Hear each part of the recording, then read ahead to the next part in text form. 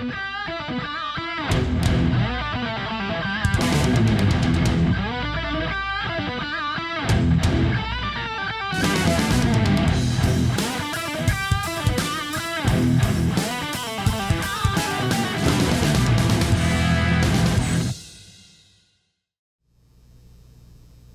my name is Rich Howard, owner of Architectural Builders Supply. This video is to bring you a closer look at the Adams Rite number 1000-11-32-130.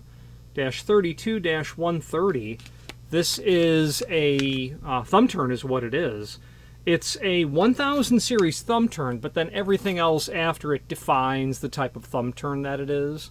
In terms of whether or not this drive would be called parallel or perpendicular, the length of the tailpiece, therefore the orientation of the thumb turn when it's installed, whether or not it has an escutcheon on the back.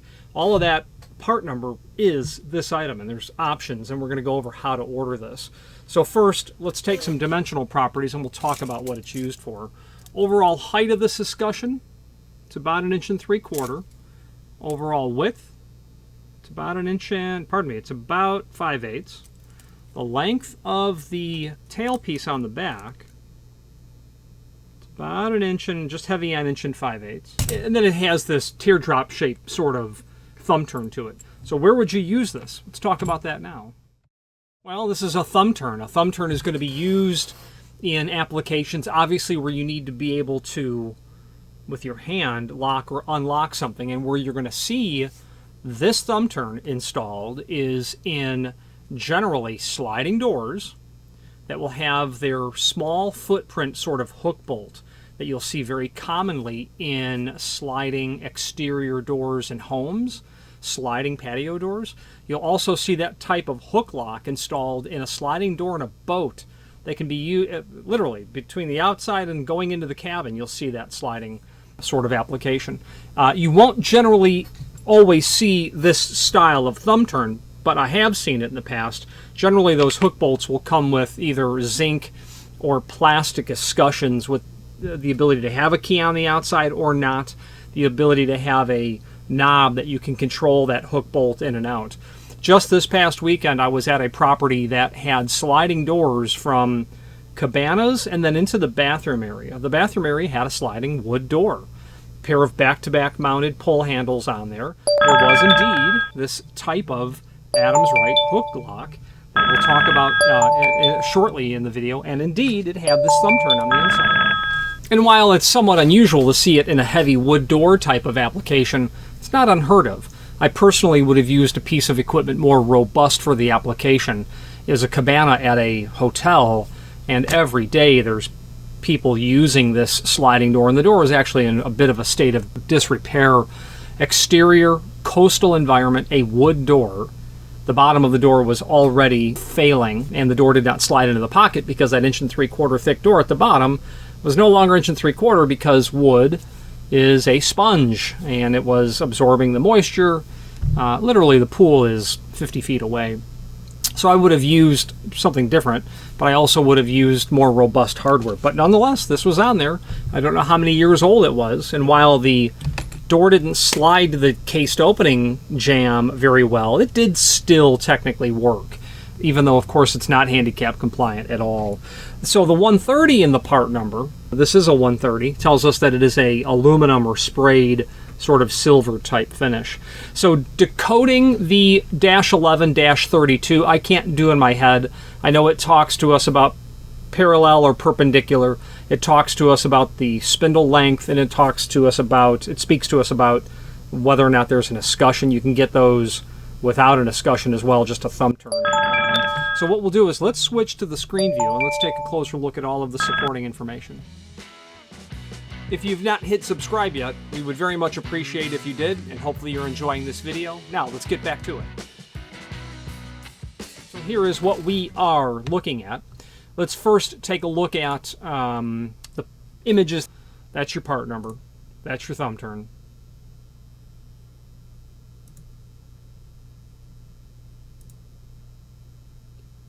Just showing different perspectives on this. I think that's called a Timmins nut. That circular washer, that retaining lock washer, that's the nut. I think it's called a Timmins nut. Those are awful to try to get off. Showing you that tailpiece on the back. The different lengths are going to be based on how thick your door is and, at the same time, where the lock is located within the thickness of the door. This is apparently a 1 55/64 length tailpiece. I don't recall how they're measuring. I think that's actually to the underside of the thumb turn itself. That makes perfect sense. So when I showed the tape measure earlier, I stuck the tape measure to the underside of the base. It's actually measured, if I recall correctly, to the underside of the thumb turn. And from here, back here, yeah, it looks like it's 1 55/64, which of course is going to be, 1 7/8 type of range, not inch and 5/8. But nonetheless, you're seeing what is involved here when it comes to installing this material. I believe it's an MS 1847, the lock body, but we'll dig into that. First, the extended description information. 1000 series turns are designed to operate Adams Rite MS 1847 deadlocks and the 5017 wood door deadlock. So MS 1847, that's a hook bolt. The 5017 is the wood door version of this. And the difference is really, this is an MS 1847 that we can see here. This would not suit itself to being installed into the edge of a wood door, and because that, meaning there's no way to mortise that. The lock body itself that I was describing earlier, that job site I was at, definitely had a 5017 because you can't install this onto a wood door. There's no way to route that.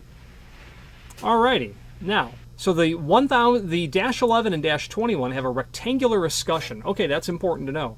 We have an 11. That tells us that there is a rectangular escutcheon, which kind of infers that there's an option to get it without. I'm going to say the 32, it tells us both the orientation, whether the tailpiece is vertical or horizontal, and its length, if I recall correctly. We'll get to it. The turn lever is made of zinc. The escutcheon is made of stainless. Spindles hardened steel plated for corrosion resistance. The first dash number in how to order guide indicates parallel or perpendicular. This is parallel to the thumb turn. Okay. The second dash is the spindle length. Individually packaged dash 21 and dash 11 assembled with escutcheon include the turn, the spindle, the washer, and push nut for assembly on the door plate. It's already put together for you. Available in black, dark bronze, and aluminum finishes. The availability of both perpendicular and parallel drives in these turns, coupled with the 3 hub drive positions of the MS 1847 lock, provides several options. I'll explain that in a moment. Choice of turn drive position relates directly to the particular lock hub drive position. Special care in specifying both the proper turn and lock in ordering is recommended. Chart below shows turn positions relative to lock hub positions. Broken line indicates direction of travel. So what they're saying here is, imagine if you have a project. Okay, the job that I was just at. This is a sliding wood door. It's a pocket style. That door was setting right in here, just like that. Had those D-poles back to back here. It had our hook bolt here. Well, over on the strike jam, you would think it would look like that. Well, it did. It did until they added the stops. Okay, so relative to the position of that thumb turn, imagine your doors come down here to get locked in place. And you've got that door lock here, that lock body here, well, it'll be over here, and you get that thumb turn installed. You can see that if you need to rotate this in such a direction that it's going to hit the stop, it's not going to work so well. So you need to think that completely through in terms of this dash 13, it's not going to work well on our application. You're going to want something more like a dash 11, unlocked, locked position. So you'll need to think about what is the hand of your sliding door and where is the thumb piece in both the locked and unlocked position. Okay. The solid line is showing us locked, the dashed line is showing us unlocked. That's the way I take it. Now, to give you some supporting documentation, let's go through these 3 links. Data sheet is here. You can read through this. Much of this I've already gone through. But the important part is the how to order. And this is what is so important about Adams Rite in terms of the fact that they do make it easy on us. So is your lock such that you require a perpendicular drive? You're immediately going to pick your turn type. So it's a 1000. What's your turn type? Is it perpendicular or parallel? Okay. However, at that same step, do you want it without an escutcheon or with an escutcheon? So this client has an escutcheon, and we know that it's a parallel drive. So we know it's with escutcheon. We know it's not a -21. We know it's an 11 with escutcheon and parallel drive. Then spindle length, and they do show us how to measure that. The L dimension from the underside of the thumb turn to the back of that. If you are matching one, simply measure it. If you're not, you're going to need to figure out how far in that spindle is going to go. They do tell us that the thickness of the escutcheon is 5/32. That's important to know because you need to calculate for that. Now, if you're doing the unit without the escutcheon, you don't have an escutcheon, so you don't need to calculate that thickness. You know, if you ordered a spindle length that was, I'm just looking for a round number, just say 63/64, the -18, which is basically 1 inch. If you thought that was the underside of the escutcheon to the back, yeah, you're going to be too long by 5/32 of an inch. So you'll need to calculate that. Let's see if they show us. Yeah, here it is. So basically you'll get that Timmins nut and press fit that onto the face of the door.